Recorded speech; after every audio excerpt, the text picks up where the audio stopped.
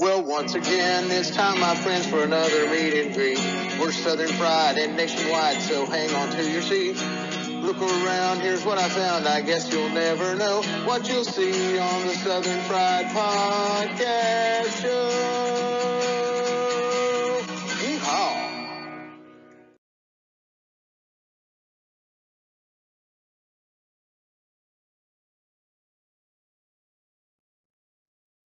This is David the AM with the Southern Fried Podcast. We are now an affiliate of Podbean. Podbean is an audio platform which helps you get your voice out there. You can go online and go live from your very phone that you use. You don't have to have a lot of special equipment. It's nice to have a studio, but it's expensive. You can do those things from your phone. Hey, I was a listener of Podbean before I even became a podcaster. Maybe you've thought about being one. There was a time when I didn't think about being a podcaster, but think about it. You've got things to share. It could be as simple as baking, or it could be working on a car. The stories are endless that you could come up with to be a podcaster. And there are people out there that want to listen and to your stories and to your shows. And we're thankful for all those that watch and listen to us. Podbean is now an affiliate of the Southern Fried Podcast. Unless you're a business plan, that would be the bottom one. The one on top, use that. You'll get discounts. And also the Southern Fried Podcast benefits in this as well. I love Podbean. They also help launch out to many other audio sites. This saves me time. Time is precious. Time to be on the podcast. Time for research. Time to be with family. And yes, time to work. Yes, we still work out there in the workforce. So become a podcaster. Use Podbean. And when you use these links, one of them, you will save money and you'll also help the Southern Fried Podcast. Thanks so much for all your support. Take care. We'll see you soon.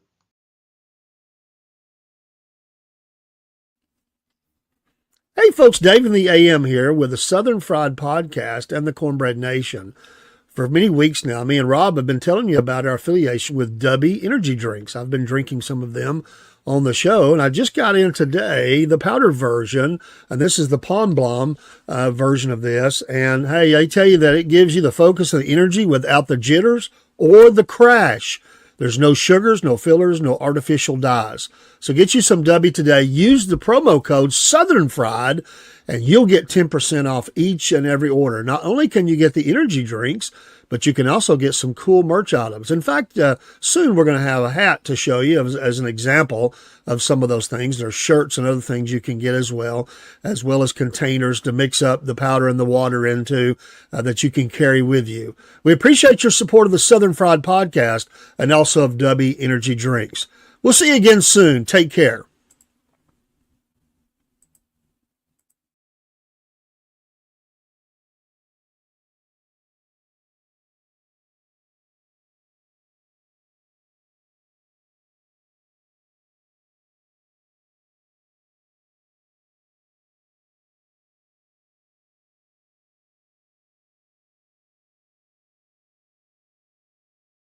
Okay, Robert Diamond stepping up on the Appalachian Trail.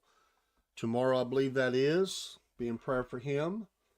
Hopefully, you will support him along the way. Keep up with us as he checks in on the podcast as he goes out there on the trail. Pray for his health and his safety, and he has to return every week for an infusion.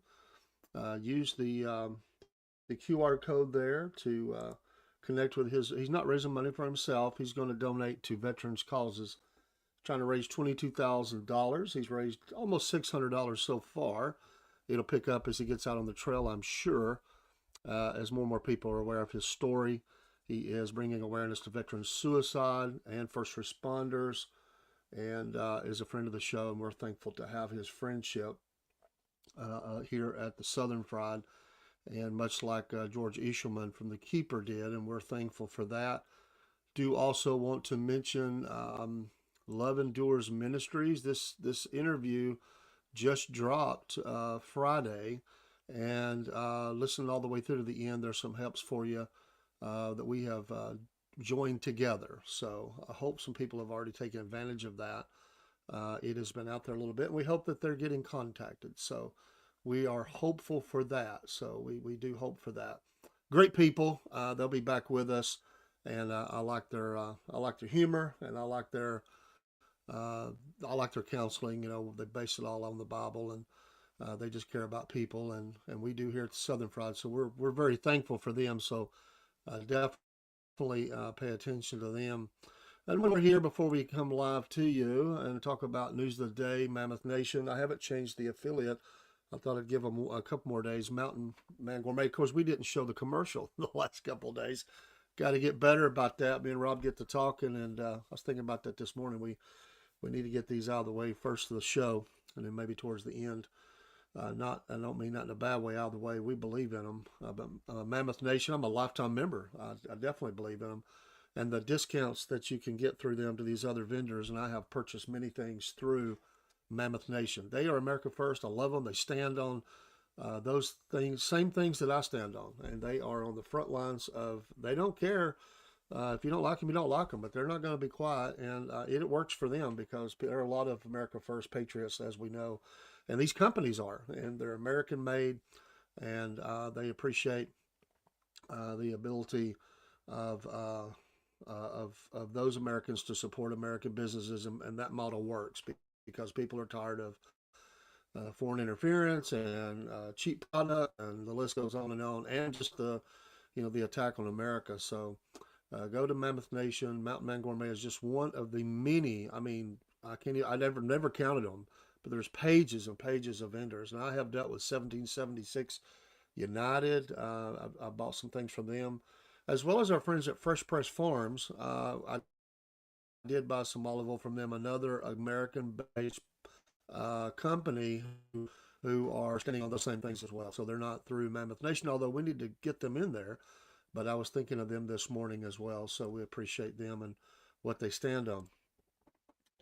All right, and we're with you, and we're still getting used to. We moved around the studio a little bit. We're still getting situated, but it is allowing us to do more things, and we hope that you are doing well on this Saturday. We like to come to you early on Saturday. I work Saturday afternoon. For now, maybe later, maybe not, but for now, Platinum wins. Yes, congratulations on your Eagles. You did go to the parade. That's good.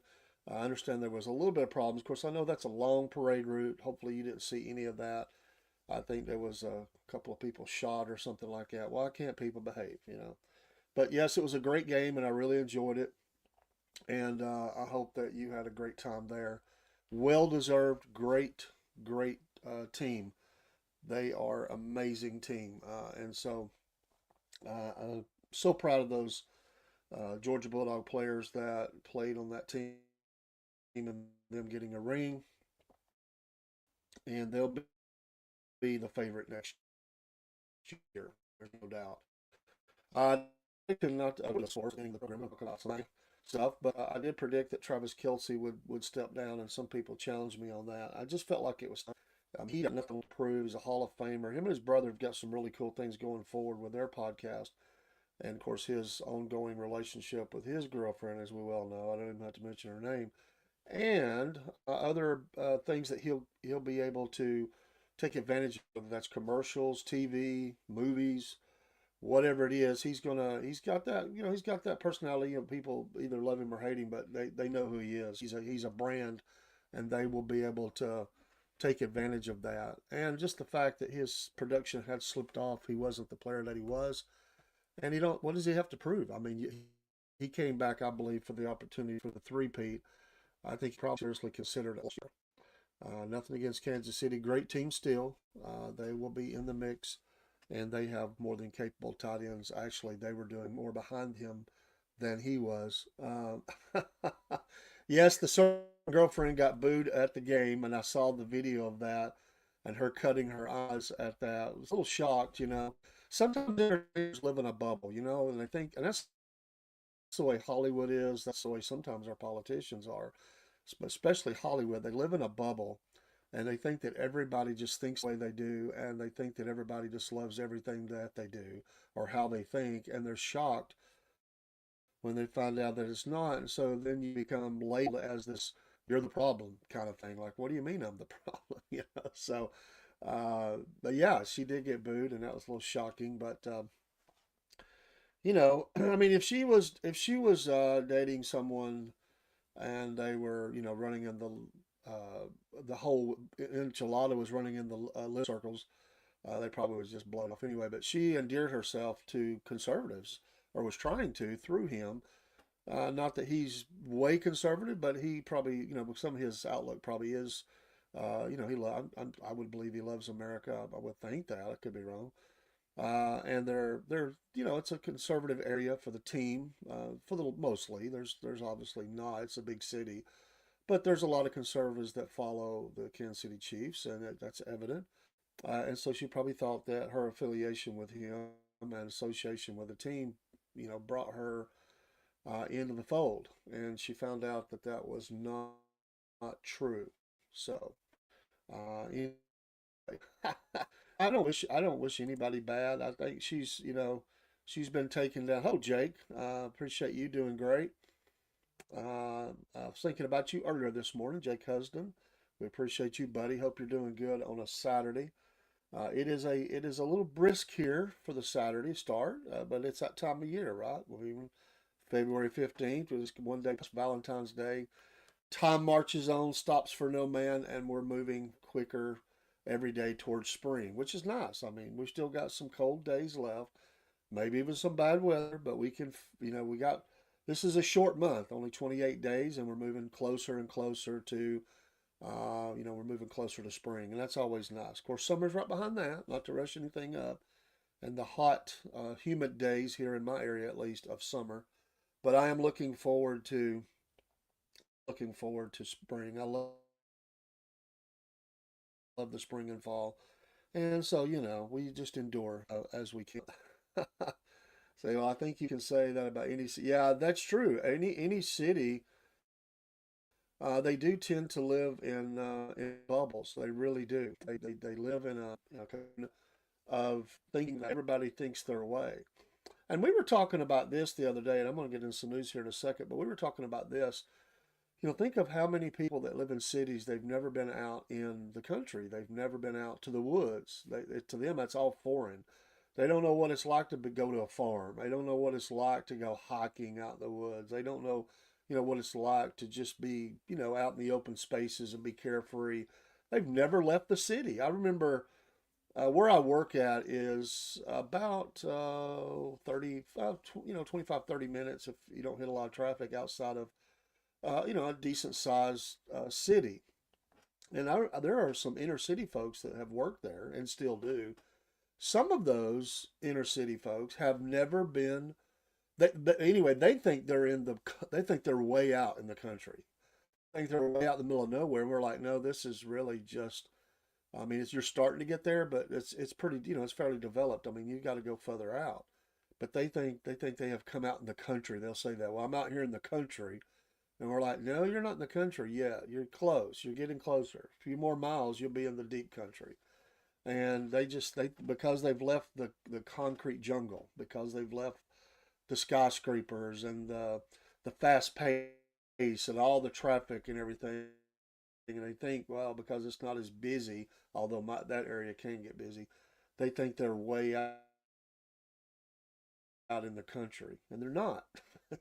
They do live in that. I did a paper one time for school, and if you go back and look at, how the development of cities around the world, really, not just America, but around the world, and how governments have done that. At one time they thought that was a benefit to bring everybody, towards the city. Of course, when they did that, everybody got sick. That's where we learned a lot about medicine, was because uh, you know, these people never been exposed to that kind of grouping of people, and so they made each other sick with diseases and stuff. But you brought all these people together and you packed them, and the thinking was, well, we'll have them close, and they've been thinking this big city idea forever. We'll have them close to where they work at, where they live at. We could even go branch off and talk about the 15-minute cities and all that they're talking about. But cities have become cesspools of crime, disease. They're very liberal. And so you look at how the voting, me and Rob have done this. I've done it for years. We did it this year on the podcast. You look at, you break down the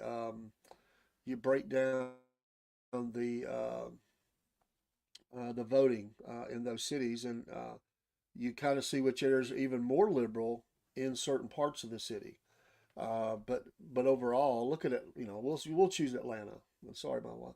I say I live in suburban outside of the city. I always enjoy driving out the rural areas in my states. Lots. It's good to get out. It's good to expose kids. Think about kids that don't have anywhere to um, anywhere to run. They don't have a backyard. They don't have a place to ride their bike per se, except on a city street. They don't can't have a dog unless it's an indoor dog. I mean, it's just really good to expose them to those things. They've never been on a hayride. You know what? There's something wrong if you've never been on a hayride. If you've never went to like one of those. Every small city has them where you have the county fair or the whatever it is. You and everybody comes together. There's food and there's entertainment and stuff. And I know they do that in cities on streets, but it's not the same. It's just not the same. And so every kid, this goes back to Hank Aaron, God rest his soul, and others who know that these inner city African American kids probably would play a little more baseball if they were exposed to it more. But there's not a lot of good baseball facilities in cities for kids to. It takes up more space. You can put up a hoop anywhere. You can play some street football or whatever. And I know we play stickball and stuff in the streets, but traditional baseball, they think of basketball. Maybe they think of soccer, but they think of basketball because they're not really exposed to baseball. And he was making a push that cities develop this, and there's been some movement on that. I don't think it's a lot, but I think it's good to get them. You should get out of the city. I mean, even in New York has Central Park. I mean, some places have designed that in, and they have that. Other places don't have it, and you know, you need that. You just need to be able to walk among the trees and the streams, and you got to get out. And some places are really good just outside, like I said, of a city. There's places to go for a stream. Like, I know it's in the mountains, but you can go to Gatlinburg, Tennessee, which I'm only 2.5 hours from Gatlinburg. We love to go up there and stay in and around Gatlinburg. We usually stay in Pigeon or somewhere, and it's not as much hassle to park and stuff there. But we'll go up and visit. But you can go. There's going into Gatlinburg. There is a place that you can pull off of, and it actually goes down, and there's a little play area, and there's streams, and even though you're right there in the heart of that, decent sized little city, and it's, tight, a lot of traffic, you're down there and you don't even realize all that's going on. It's a nice little spot, and they've done good to make sure that they have parking there, so that people can go down and walk, and you're right there close to where all the shops are. But when you're down there, it feels like you're way out. It's a great feeling, and I've took my kids down there, and we just skip stones. We go down and skip stones. We go down and put our feet in the water if it's warm weather, and just hang out. And you're basically near you're right there at the city, but you're really separated from it because one, you drop down, and the way sound travels, you don't hear the sound of all the cars and stuff mostly. And it's really nice, and I like how they did that. I think you have to be creative like that if you're not going to go, and of course there you go up and on in the mountains. I'm just using that as an example, but to me it was a nice little place that was tucked away right there in close to the city. And you come back out, and I mean you're right there, and if you want the shops and you want to eat, you're not driving miles, so you don't drive way up in the mountains. Well, you're kind of already there. It is a mountain, but but you're not way up on top of the mountain. But you can be right there, and you can have both worlds, and I think that's important. So yeah, and to see, take them to a petting zoo, take them to a corn maze. The list is endless. Take them, scouts. I don't know, the scouts have had trouble, but you know what I mean. Some protected group where they still get all the good, how to build a campfire, how to tie knots, how to camp overnight. You got to have that. I just think it's important for kids and adults to have that kind of thing as kids and as families. And it just amazes me that look on their minds when you take. I know people's been invited out to people's family cookouts or whatever, and then invite somebody from the inner city, and it's almost like they're scared they're going to get get lost in the middle of the woods, and you're like, you're on a major highway, you're not that far away. But they think that they're way out in the middle of nowhere because that's what it feels like to them.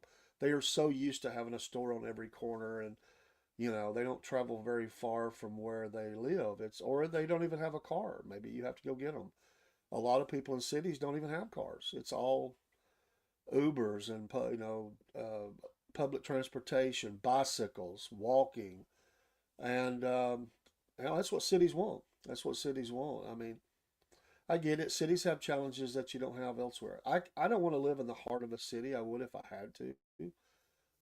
I could make home wherever, but I definitely want to. I definitely want to make my a suburb fine if as long as you're in the right suburbs. Some suburbs are not great either, but you can get out in the suburb and have a really good time. You're close to the major city if you need to go in and see the VA or something like that, but you're far enough out that you can have a decent sized yard, community, that small town feel. Even if it's a big even if it's a big suburb, you could have you could have that community feel on your street. Some cul-de-sacs and stuff like that. They're really good about having stuff like that. Anyway, good discussion. Welcome everybody that's in here. I'm Dave in the AM of the Southern Fried Podcast, and this is Southern Fried Maga. And we do come in every Saturday, and sometimes Rob has been with me, at least the first shows he did. But I think he's kind of busy today. He's got some stuff to do. So we are also streaming out on Podbean today, and so that's an audio site, which will streams out to other audio sites for us. And I've got to figure out how to do that when we're both in here. I think we're going to do a test this week. We had some echo problems, and we just didn't take the time to figure that. I think I know what the answer is. So we're actually going to get back where we're doing Podbean on every show. But we do a lot of them because all the shows that I do, we stream to there, and I think we're up over 50 hours of stream time, and what's a lot more than that now. But I know we've eclipsed that. So welcome here, and welcome to the show, and lots of fun things going on. The president marches on. Robert Kennedy Jr., Tulsi Gabbard, all those confirmed. So things are starting to click along. Except for lawsuits, except for judges and lawsuits, you knew that fight was going to come.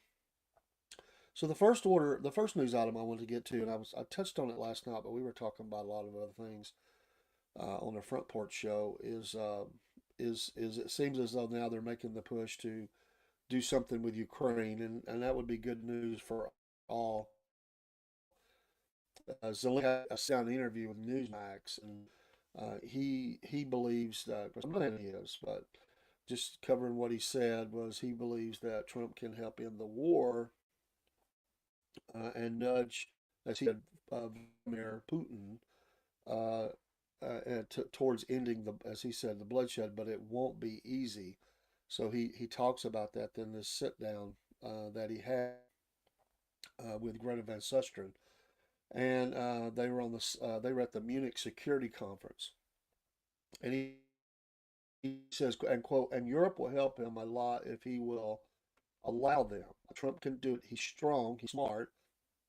If he will understand, or I mean, maybe he understands, but I don't see it. I don't hear it. But maybe it will be, or maybe it's his plan. I don't know. But he can do it by putting on Putin all the sanctions. He can then give us all the aid that he can. There, yeah, hand out again. There you go. And of course, when we speak about just peace for Ukraine, we understand that we don't have power to push them out of all our territory. We have to push them out with diplomacy and with our partners, but not to lose. End quote. Well, I got news for you, Bob. They're not leaving the whole thing, and I don't think that's going to be a part of the deal. My opinion. Don't think Russia's ever leaving the Donbass, the majority of it. Goes on to Trump on Wednesday spoke by phone to Putin and Zelensky and urged that negotiations begin immediately to end the war, which will mark its third anniversary, February 24th. We're less than 10 days away from that. So 9 days away. Although Zelensky's expressed confidence in Trump's ability to reach a peace deal, he said Trump cannot deal with Russia first. Well, but he can do what he wants. Quote, I think he doesn't know everything because we didn't have possibility to speak more, Zelensky said. It is not because of him. It's not because of him, and it's not because of me. It's because of the situation. I say it. He didn't say it that way. I'm saying it that way. The situation. We have a situation. We need more time to understand what's going on, and I need him on our side. You need our money, Bob. And I need very much him to understand what's going on. It's like, you got to talk to me first. Don't go talk to him. Talk to me first. I know what's going on. Hello, Jake. By the way, Jake, you are now a mod on our. We have a big crowd in there, but in our Twitch site. So anytime you're in there, I made you that this morning. Thank you for being a friend of the show. Um, he said, Zelensky. See, well, see, he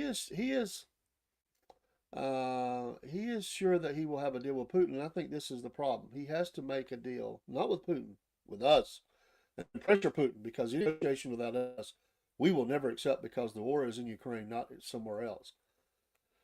Zelensky added another issue, that he doesn't believe Putin wants to end the war. Why, quote, why is he spending so much money? Zelensky asked, why is his military budget increasing year to year if this person wants to stop the war? He's a liar. He's a killer. He doesn't want to stop the war. We have to start from the very beginning with understanding what's going on the battlefield. Of course, Trump and his team understand a lot of things, but not everything. And they have some relations with Russia, or had before the full-scale invasion, and they think they can make a deal. And I hope so, that this team and President Trump will strongly push Putin to stop the war, but we will see. I think it's not simple. I think it's a big problem with Putin. He doesn't want to stop the war. I think there are a lot of challenges for the future, end quote. Vladimir Zelensky. Zelensky got to understand something. He's not in the driver's seat here, and I don't know what he thinks he's going to accomplish by this interview, but he's not. I think he already realizes he's on the outside looking in. The key to ending the war is to go to Russia and make some kind of deal. Zelensky doesn't want to agree to that deal, but what happened is, if he can get Russia to back down and at least pull back for now, and just leave that land, and he's going to hold on to that Donbass. I mean, I don't think that's going to happen. I think the bloodshed can stop. And then what's Zelensky going to do? Because if he continues the attack, well, one, he would continue the war, and then he would get the pressure from the world. I think that's a big possibility. So I think a peace deal, my opinion only, I think Vladimir Zelensky is going to be asked to leave. He's not going to want to do that, but I think the people are going to have to. Thank you for the follow there. See if I said that right. I think that he's hey true. I think he's going to realize, and I think that he's on the outside looking in, and there's nothing he can do about it. I can know maybe things will take a different turn, but he is not seen in the light that he was seen early on in the war. Remember his quote, "I don't need airplane flight. I need ammunition or whatever." And then, early on there was this. He was kind of like this. He was seen as this guy standing up to the mean Russian, the hero. But as more information came out, and more we seen how they did in their own country, and more we saw some of the things that they're involved with, and he acted as a leader. He hasn't been seen in that light in a long time. In fact, he didn't even finish the first year of the war in that light. He is. You know, I just don't. I think he is still. He put aside elections. He is. There's some things going on inside the country that are not nice, that don't get reported, that his country's involved with. I just don't think that he can't cash the checks that his mouth writes. I'll put it that way. Without America, forget, even with the rest of, and NATO, we'll say, and NATO, he can't produce what he wants to. He can't, and that's what's going to happen. He's going to get exposed, because if they can get Russia to agree to a stoppage and pull back at least to a certain line and stop sending the drones in and everything, he's, as they say, dead in the water. He don't have the ability without American and NATO money to continue buying those things that he needs. I mean, we're propping up his whole government. I mean, his pension plans, his insurance, your salaries, everything about that country, even small businesses. I think a lot of the billions that went over there have propped up small business. They don't have the ability to continue to wage war against Russia, and so the key is Russia. It's not him, and he realizes that. So, we'll see. But the administration, I believe, is committed to a deal, um, and they obviously want to get this thing ended. Um, but Trump did make a statement about continue using natural resources from Ukraine if they wanted to continue military support of the war torn nation. I just want to be out of there, but they do have a lot of mineral resources.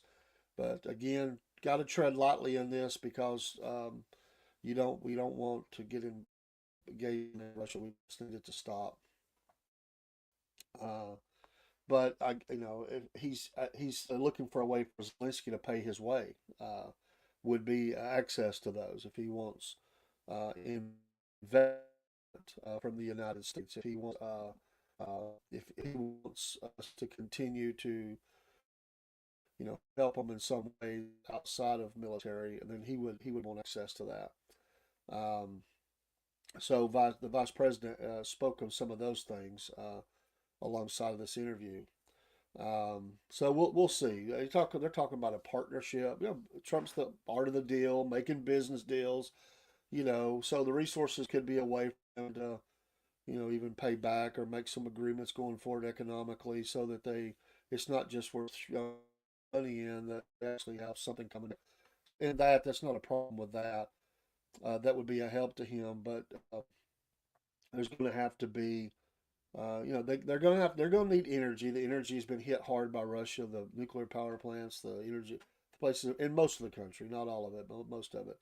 And there was that one nuclear power plant that was they waged war over, and I think currently the Russians have control of it. But got to make sure those things are secure, that there's no problems with that, and that as an agreement is hopefully met, that they won't try to sabotage that nuclear power plant. So I don't have a crystal ball, but I think that something's going to happen. I mean, you just can't keep staying at war forever. Something has to happen, and I think this is probably the best way out. Is there's a no man's land that's created, so that both sides can, it'll be a new order for him, and he's not like that, but I think he can get anything else at this point. He brags that President Trump gave him his cell number. Okay, he just sounds like the little guy who he gave me his number. We're friends. I got his cell number. Come on. I mean, he's got to deal with Trump. I don't think he likes him. I think he just knows he's got to deal with him. And so, I've got his cell number. Well, okay, you got his cell, but I've got the new sheriff's phone number. He gave me his number. I've got the bat phone. I can call straight into the bat cave. I have the ability uh, to call them whenever I need to. I've got that contact. You don't think that Putin probably don't have some of those same things? I mean, I don't know if he has his cell number, but if Vladimir Putin calls the White House, you don't think that phone call ain't coming through, bub? I mean, what are you bragging about? Oh, uh, but yeah, we don't need it to be what it is. And you have Lithuania, some nations talk some big stuff. They've made some. Poland's been building up its military machine. It just amazes me. I mean, really, are you think you're going to take on Russia? I don't have a problem with the country building up the military for defensive purposes, but are you going to attack? I mean, this thing can spiral out, and the president's smart enough to know that. He's got people around him that's going to help him with that. Marco Rubio was scheduled to go over there, and they had the plane problems. The Air Force plane returned, had some mechanical problems. They were headed to Munich, and they didn't get to go. But they're going to. They were supposed to be there in time for the meeting, so thank goodness nothing bad happened there. Um, but there's another article here on Newsmax. But there's a line in it I want to comment on. Trump, who upended years of steadfast U.S. support for Ukraine during his call with Putin on Wednesday, has been vague about his specific intentions, other than suggesting, this is where we could kind of think where the president's mind is at, that a deal will likely result in Ukraine being forced to cede territory that Russia has seized since it annexed Crimea in 2014.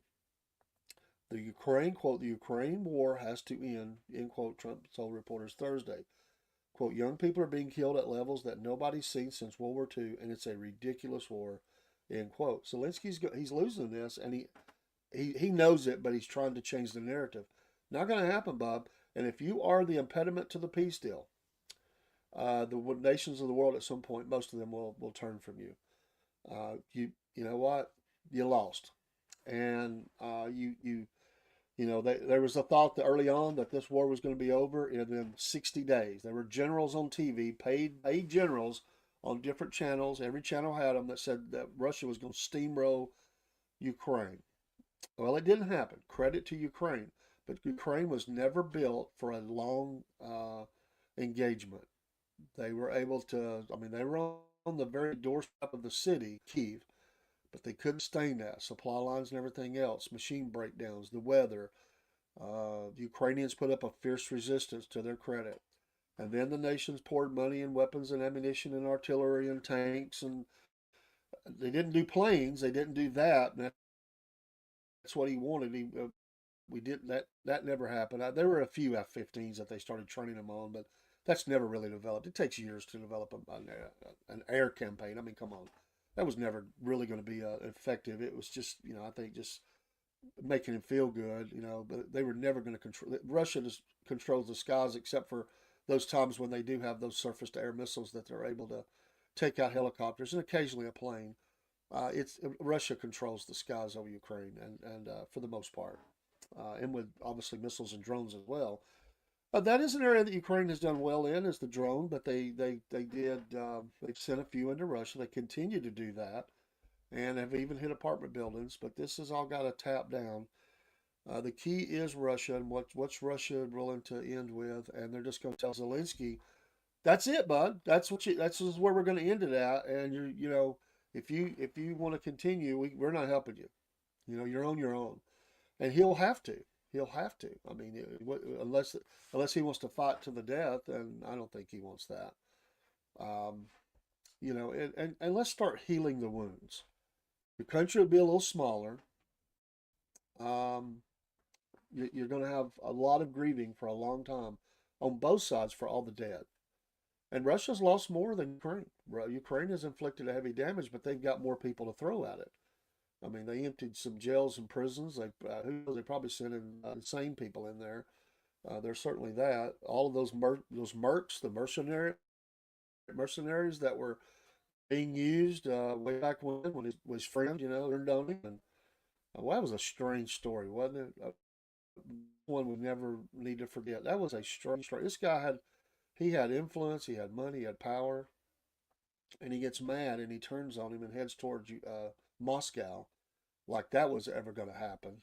And then he flies in like a dummy, really, and he's dead. I mean, but those guys were supposed to absorb into the military. I don't know that we want full accounting of all that. So I know this that Zelensky is going to have to see. He just can't carry on. 3 years in, nutrition is bad. We're going to continue to wage artillery battles. Uh, the lines are very thin in places. The Russians have made some advances around some towns. Eastern side of the nation. So NATO is not going to allow NATO to go to the border of Russia, and that's Trump said that. He said, "I don't see that happening." Um, but the British Prime Minister I pull back some on their promises. I could be wrong. I don't think Trump's going to fly that way. Um, Vance said in an interview with the Wall Street Journal that the U.S. would hit Moscow with sanctions and potentially military action if Putin won't agree to a peace deal with Ukraine that guarantees Kyiv's long-term independence. That's strong talk, um, but I just think they're going to get a deal done. I don't think nobody wants that. Russia don't want it. America don't want it. Zelensky's going to have to just be made to do it, and that's what's going to happen. He's going to be made to do it. The warning that military options remain on the track language is striking. Uh, Underscored a desire to quickly end the war. Vance's team later pushed back on the newspaper's report. The U.S. reassurances may have somewhat allayed Zelensky's fears, although they will not replace any lost military economic support that President Joe Biden's administration had provided. The Ukrainian leader conceded Thursday that it was not very pleasant that Trump spoke first to Putin, but he said the main issue do not allow everything to go according to Putin's plan. As he said, as we read before, as he visited a nuclear power plant in western Ukraine. The track Trump is taking also has rocked Europe, much as his dismissive comments about France and Germany during his first term. French Deputy Foreign Minister Benjamin Haddad described Europe as being at a turning point. Well, yeah, you've let all those people, immigrants, into your nations too, and you've messed your own nations up. But they are at a turning point. So Europe must wean itself off its reliance on the United States for security. I'll applaud that. Go if you want to supply all of your military needs, and you want to do this on your own. You want to take on Russia, and you want to back Ukraine. Go for it, Bob. We're out if that's what you want. He warned that handing a victory to Russia and Ukraine could have repercussions in Asia too. I think we're not significantly grasping the extent to both our competitors and our allies are busy accelerating. Haddad told broadcaster France Info on Thursday. Well, yeah, unless you want to wage a full-scale war with Russia, there are some there is some damage there, and his influence is great. But he's not went any further. He's as long as he doesn't invade another country. If he starts doing that, then all bets are off, and we are at World War III. If we can stop that now, you can quit all your. He's like Zelensky up here ringing the bell for making things worse. Oh my goodness, that Europe. Some of these military and some of these people in government, they just kill me. Come on. Well, put it up. We got an opportunity to end this thing. Y'all invested a lot too. I mean, what are we looking for? Zelensky is that Europe will unite around Ukraine to protect itself. They all believe if you get this guy out of Ukraine, I think you can make a deal. This is the little chicken that just, and I don't like that Russia came in there. I don't like what's happened. I don't agree with it. But some of that was promoted by Ukraine because of some of the moves that were being made by NATO and him. This goes all the way back to these sorry fraudulent deals that were made way back, and it is our fault to a large degree because Biden's administration, even before it was an administration under Obama, was making moves over there, and there's problems that we created here to do helps and people at the tower. It sits at their feet too. They have to answer for that.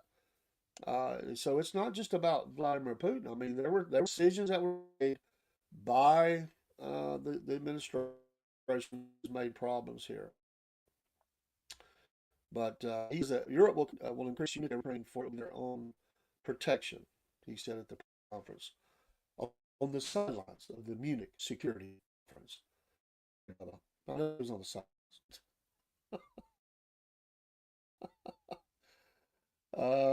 Zelensky won't meet with Putin until common plan with Trump negotiated. So he refuses to meet with the Russians, will only agree to see Russian President Vladimir Putin. Again, bud, he can say that all you want, but I don't think you control the cards here, man. You really don't. I just don't think he has control of that. He thinks he does, but he doesn't. This guy's he just doesn't. And I feel bad for the people there. This guy's just like I said, he's writing checks with his mouth that he cannot cash. He just can't do it. So But think of all the sons and daughters that have died on both sides. This has been a brutal, brutal. I mean, it's well over 1 million, I believe, dead and injured, counting both sides. And Russians have suffered a lot. Remember the Great Escape? All the Russian young men that were getting out. They didn't go. They didn't want to go to this war. They didn't want nothing to do with it. There was a lot of them are living outside of the country. I mean, they're you can call them what you want, but they did not want to go to the slaughterhouse that they saw this. They're all cannon fodder right now. There's no glory on the battlefield right now. It is all just down to a quagmire. I mean, they're fighting over land that's already been destroyed. There's no cities there. The villages and cities have been destroyed, and they're using HIMARS and they're using artillery and drones and all. It's just the human toil is horrible, and there's not a way for Ukraine to keep supplying troops. And even the Russians have relied on some North Korea troops to come in. They can't even build enough drones. They've been buying them from Iran. Um, I'd like to know where Ukraine's are being built at. I don't think I've ever read that. Are they building all their own? Is it our money? Who's supplying all the drones on the Ukrainian side? I don't know the answer to that. If somebody knows, you can pop it in the chat. Who's supplying them? Because they definitely are sending a lot of drones back that way too. Um, is that our tax dollars going for that? I mean, where are these drones coming from? Who's really supplying that? So, all right, let's shift gears. Enough about Ukraine. Let's move on to another. Nearly 10,000 workers in the government have been fired as agencies make cuts. It's up to 9,500 at least. They handle everything managing federal lands to caring workers. Just to get used to the fact. I saw his interview on TV. The one Tucker where he said, when he came into Twitter, 80% of the workforce was released. He said, because when you're not way to freedom of speech, and I didn't need that 80%. We can run the company on the 20%. And that's what we're going to find with the federal government. We don't need as many people involved. Work with the Departments of Energy, Veterans Affairs, Agriculture, and Human Services have terminated has largely but utterly targeted probationary employees in their first year on the job who have fewer employment protections. Some agencies have simply shuttered, such as the independent watchdog, the Consumer Financial Protection Bureau, where cuts also hit workers on fixed-term contracts. The tax collecting Internal Revenue Service is preparing to fire thousands of workers next week. I hope it's all the jackboots with weapons that they train to come in and storm your home and your workplace. I hope that's a lot of that. A move that could squeeze the resources ahead of America's April 15th deadline to file income taxes. Okay, maybe it takes a little longer to get it filed. It's okay, or to get your refund. But let's trim the fat. The firings reported by Reuters and other major U.S. media are 65,000 working and must predict them to leave voluntarily, according to the White House. That equals about 3%. And listen to the size of this workforce: 2.3 million person civilian workforce that's a part of that they're working with. Agreements that they have. Trump says the federal government is too bloated and too much money is lost to waste and fraud. The Fed $36 trillion in debt, nearly $1.8 trillion deficit last year, and there is a bipartisan agreement on the need for reform. But Democrats say Trump is encroaching on the legislature's constitutional authority of federal control above the moves, as they support him. Others do not. Critics have questioned the blunt force approach to the world's richest person who has amassed extraordinary influence in Trump's presidency. Well, sure he has. Division. I have that site before for that. Let's see. Serious people, they're going from agency doing audit, looking for best practices. That's from U.S. Treasury Secretary Scott Bessent. Musk is relying on of young engineers with little government experience to manage his Doge campaign, and their early cuts appear to be driven more by ideology and drive down cost. Fired federal workers expressed shock. It's done. I've been betrayed by my country. I've done a lot for my country, and as a veteran who served, I feel like I'm betrayed by my country, said Nick Gioia, who served in the Army and worked for the Department for a total of 6 years before joining the USDA's Economic Research Service in December, late Thursday. I don't feel like this has anything to work. Is just a game. Who lives in Elizabethtown, Kentucky, and has a child with epilepsy. To sit here and watch people like Mr. Musk do that, he feels like he's doing a great job. He doesn't realize what he's doing to people's lives. Well, yeah, it's going to be an impact. It's going to be an impact. That's why there were buyouts and things that would help them till they could find a secular job. Steve Linkert, executive director of the National Federation of Federal Employees Unions, which represents more than 100,000 workers. It expects Musk, whose SpaceX businesses has major contracts with the U.S. federal government and the administration, to concentrate on agencies that regulate industry and finance. That's really what this whole thing is really all about. Linkert said it's getting government out of the way of industry and incredibly rich people, which is why Elon Musk is so excited about this. Um, you're going to get views from all over the spectrum of people what they feel about this, but I think most Americans support the reduction of some of these agencies, and in some cases, the total eradication of the failure of those agencies. When you attach you've went to work for them, and you've attached yourself to what is a problem seen by a lot of Americans. That's unfortunately you're in the buzzsaw of it. About 1,200 to 2,000 workers at the Department of Energy were laid off, including 325 from the National Nuclear Security Administration, which oversees their stockpile. Sources familiar with the matter told Reuters on Friday. But those layoffs have been partly rescinded to retain essential nuclear security workers, one of the sources said.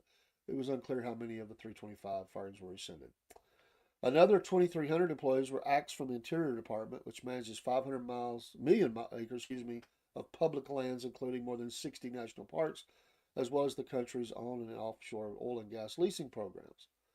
An unknown number of workers at the Department of Agriculture were also shown the door. The Centers for Disease Control, CDC, and Prevention is cutting nearly 1,300 workers. The firings add to a round of cuts at its targeted departments, including Veterans Affairs, Education, and Small Business Administration, SBA. Officials from the Office of Personnel Management, OPM, which oversees federal hiring, met with the agencies on Thursday, advising them to lay off their recently hired employees who lacked full job protections. The last one in, the first one out. That's what that happens. That happens with any business. According to a person familiar with the matter, the speed and breadth of Musk's effort has produced growing frustration among some of Trump's aides over a lack of coordination, including the White House Chief of Staff Susie Wiles, sources told Reuters. Lawsuits have now challenged Musk and the administration on the cuts and some other things that they're doing. Okay, thank you, Jake. You got it, buddy. Carry on. That's why you're there. In addition to the job reductions, Trump and Musk have tried to gut civil service protections for career employees, frozen most of U.S. foreign aid, and have attempted to shutter some government agencies such as the U.S. Agency for International Development and the CFPB almost entirely. Unions have sued to block the buyout plan. 3 federal judges overseeing privacy against Doge will consider on Friday whether Musk's team, this was a little bit before that Friday, and they have rulings on this, to have access to Treasury payment systems and potentially U.S. consumer protection and labor agencies. So the march is on. So these are some of the things. So interesting to see. We love you, Jake. We love you, buddy. Force service fires 3,400 to Park Service 1,000. So, yeah. Again, there's, we'll just have to see how this levels out. We'll see what we can work for. There's one thing that's like in industry. When you have, let's say you have a 20,000 workforce, and the profits are not meeting expectation, you make cuts. and you combine departments. Yes, you put more on some people. You do. That's what happens. How they stay in business. It's how you lean the company up, and you lean the company up, or you lean the country up, and that's it's tough, but it's necessary, and it's no different than anybody in the secular world has done. I've worked at companies that have shut down because they didn't meet the need. They couldn't continue to make money. So you either make money or you go out of business. Now the government's not going to go out of business, but you can lean it up and not be so wasteful. And there are many, and maybe there are, once they balance it, once they get it cut, they pull some people back. That happens too. Okay, well, we really did need these 10 people over here, or these 500 over here. But there's going to be some, it's going to be a painful moment. We knew this was going to be painful, controversial, because people are going to make it controversial. But it hurts, and it hurts. Usually our company, we just go through attrition. People leave, we don't fill that spot. We never let anybody go. In some cases, you have to do that. And your temporary workers are first to go. Your first, the ones that are there 6 months or less, that's going to be a group that's going to be cut. And that's unfortunate, but that's what happens, and that there's no other way to do it. If you were less than 3 months or whatever that probationary period is for your company, you know, that's during that time. I mean, you don't have a lot of protections, and you get cut. At the end of the day, management gets cut heavy too. So there's of these departments, some of them they'll cut some of the fat there. A lot of companies a lot of times will cut in management as much as they can before they'll cut workers. Because you need those more in some cases. Um, so some of the moves which target employees who are in their probationary period affect stewards of sites such as the AT, the Appalachian Trail, Yellowstone, the birthplace of Martin Luther King Jr., and Sequoia National Forest. The cuts from about 10% of the U.S. Forest Service workforce and about 5% of Park Service employees are part of Trump and his advisor Elon Musk's campaign to radically cut back the U.S. bureaucracy. A couple of points here. Two things. That's a lot of people, but it's 5 and 10%. They can work around this. I have no doubt that they can work around that. And two is that you can some things that you can do within those park services. They do this anyway to private partnership, and if you want to do that, there are resource foundations and others out there that will create some jobs if needed. And you work with your volunteers. There are a lot of the work that's done on the trails volunteers anyway. To be honest, that's what happens through trails, through national uh, battlefields and stuff. You'll have one or two workers who are officially on the payroll, and they work with volunteers, and they bring you chainsaws, you jeans, and your hard hat and everything. We'll get you signed off on a waiver, and we're going to go out and we're going to clear a trail and whatever. That happens already, and this is not going to affect in the long term anything that's going to happen anyway with those sites. They're going to make it sound like at the end of the day that it's going, the parks are going to be in danger and they're going to shut down, and they'll figure it out. The Forest Service is excluding firefighters, law enforcement, and certain meteorologists from firings, according to Matthew Brazard, who represents the agency's workers as part of the National Federation of Federal Employees Union. The National Park Service will exempt 5,000 seasonal positions under its hiring freeze and fire 1,000 employees, according to the advocacy group National Parks Conservation Association. The U.S. Department of Agriculture did not comment on matters, allowing parks to hire seasonal, but staffing cuts of this magnitude will have devastating consequences for parks and communities.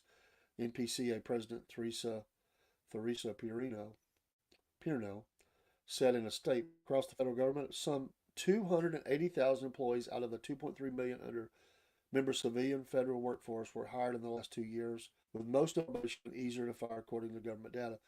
And honestly, you can work around that. You can work around that.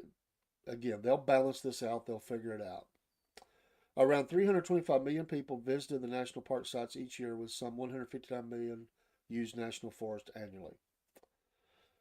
Quote, protecting the people and community we serve as well as infrastructure Businesses and resources they depend on to grow and thrive remain a top priority for the USDA and the Forest Service. Our wildland firefighter and other public safety positions are the most priority. The USDA said in statement. They will figure this out. It does. The speed of which it happens is gonna it'll have impact. Yes, there'll be some services that might not be available. They may be a slowdown in some areas getting things processed. That will happen because you got time and it's happening very quickly. But they'll figure it out, and that's what you do. You just figure it out, and you come in and you strategize. And you make a game plan. Okay, how can we do this? And that's what you'll do. And so they'll figure it out. I'm not I'm not against parks. I don't think there's any intention of shutting down any of our parks or anything. Parks, it's an expensive endeavor. It really is. But I support that. But there is a lot of public-private partnerships that can be done, volunteers and stuff like that. Um, and you keep those in positions that are going to do the oversight seeing of that. There's funds that can be gotten to help even pay for some of those services and stuff. I mean, there's things out there. DOJ preps list for potential Doge cuts. HSS to lose thousands of workers. There's going to be a lot of the Department of Education. Again, those are probationary cuts. They expect roughly 5,200 HHS to be their probationary employees to be fired. Was to be fired yesterday. Um, in a meeting with NIH, office director told employees some probationary staff with specialized skills might be spared. Probationary staff being terminated would receive an email Friday afternoon, according to audio shared with the Associated Press. Among those being cut are nearly 1,300 probationary employees at the center. We said that of disease CDC, roughly 1/10 of their workforce. Of course, they're Atlanta based. Some portion of the affected employees are supposed to receive 4 weeks of paid administrative leave, so they would get a check for a month. And I'm going to skim through some of this. The staff there includes scientists, researchers, doctors, and other officials, and they oversee obviously all those things. CDC. They have a $9.2 billion core budget. That's the CDC. That's how much 9.2 billion. But they have 13 before the cuts. They have 10,000 employees, including 2,000 staff that work in other countries. Um, we can find a way to do that with less and still be just as effective. I believe that. Some would say they don't like things that they do. Some of the things I've done anyway, and so that's a whole other discussion we can have at a later point. Let's see. In the among the CDC, they say they boast that they have the top experts in the world. The staff is heavy with scientists. 60% have master's degrees or doctorates. Those being fired include all first-year officers, about 50 in total in the CDC's Epidemic Intelligence Service, according to top agency employees who communicated with some of the affected staffers. They are speaking on conditions of anonymity because of fear of retribution. So just looking at some across the board, how this is interesting. I find it interesting where some of these are coming from. But again, I don't think it's not anything that people in the workforce, civilian workforce, have dealt with anyway. I don't think it's anything different. We've all done, or most of us dealt with that, and sometimes see that there are lean times, and there are times that you're not successful due to inflation, or likes, whatever shortages, whatever the case may be, and all companies out there have debt in some way, and you find a way to make you within your budget. What you do, and some of those systems that will be cut will be things that are deemed that there's lots of ways you can do things. They're going to make this sound horrible. Partner with groups and pay some money and get things put in video, and you may have had staff that produce some of this stuff. Maybe you don't need that. There are companies that come in and do that.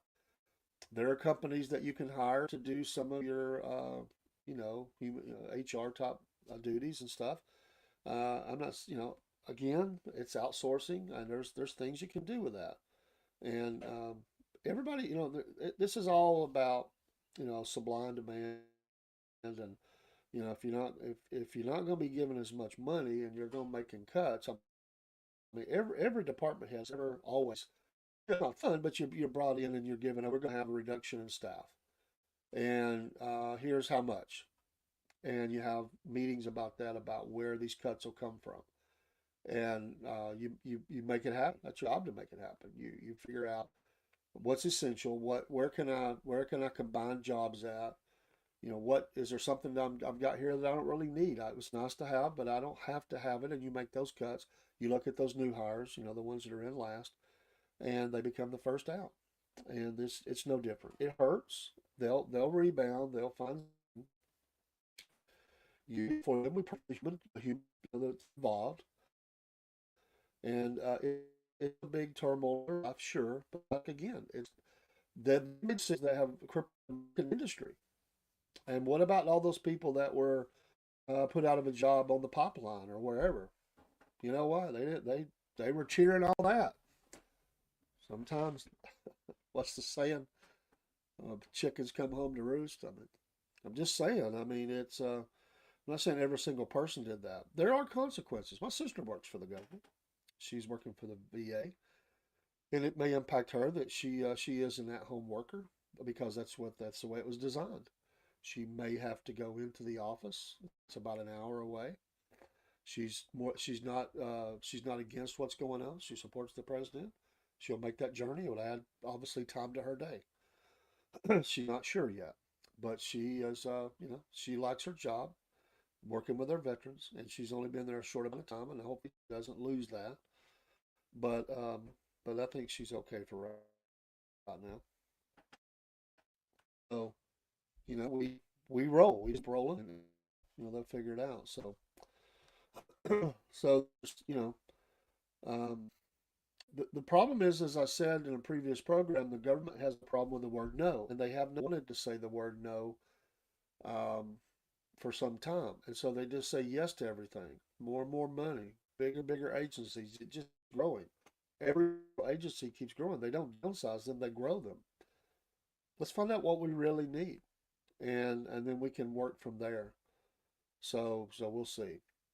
Um, in that agency, like the U.S. USAID, um, you know, there's extreme fraud there, seemingly, from what we've read and seen, and they got their hand in a lot of stuff, and so there needs to be a thorough review of some of these organizations, agencies, and the wastefulness of what they were doing, and what were they doing with this money.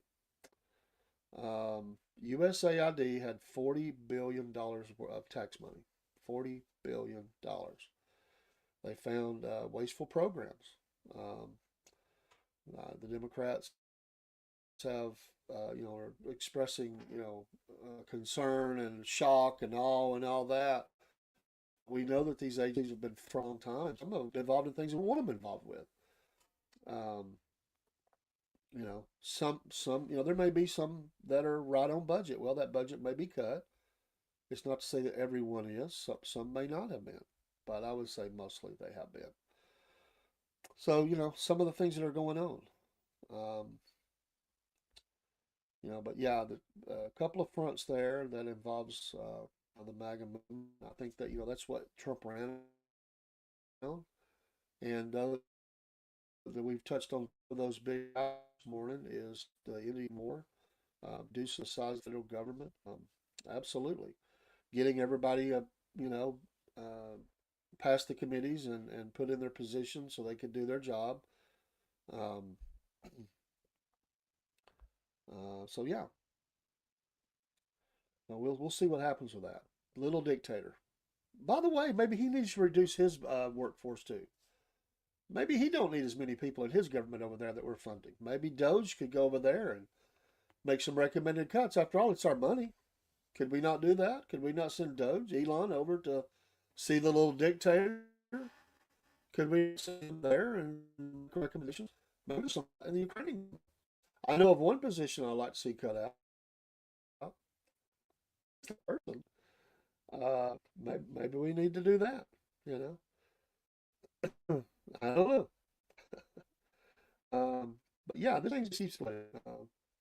A drone armed with a warhead hit the protective outer shell of the planet Chernobyl, which was obviously, we remember that disaster.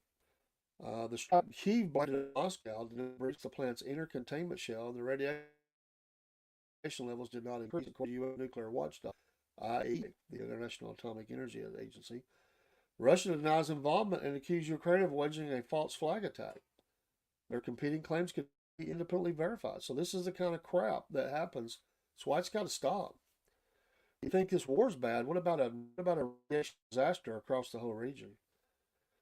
The timing is sensitive as this is the backdrop of the Munich Security Conference, a gathering meant to has to ending the nearly 3-year war. Both countries traded accusations, claiming the other trying to derail President Trump's efforts to help broker a peace deal. So these are the kinds of things that happen, and you've got to have some kind of a answer here. You have to have some kind of an answer. So anyway, thanks for being a part of the Southern Fried, just right there, Josh. Thanks for being a part of the Southern Fried podcast, the Southern Fried Maga this morning. I think we're going to take a short break. I'll be back with Southern Talk in a few minutes. We usually break around this time. And we'll continue to go. And we thank you, Jeff, for your work as being right over there. We'll work to support that if you're willing. You are a honorary breadhead. You are a breadhead. Cornbread Nation breadhead. And you can become that by joining our Facebook Cornbread Nation site or our Clapper Cornbread Nation site. You can be a breadhead too. Much more to come on. Lots of things happen at Southern Fried. We appreciate your support this morning, and come back and be with us in a few moments. Goodbye to all that came in the chat. Thank you very, very much. You are a blessing to us. And God bless you, and God bless the United States of America. We'll see you in a few moments. Well, once again, it's time, my friends, for another meet and greet. We're Southern Fried and nationwide, so hang on to your seat. Look around, here's what I found. I guess you'll never know what you'll see on the Southern Fried Podcast Show.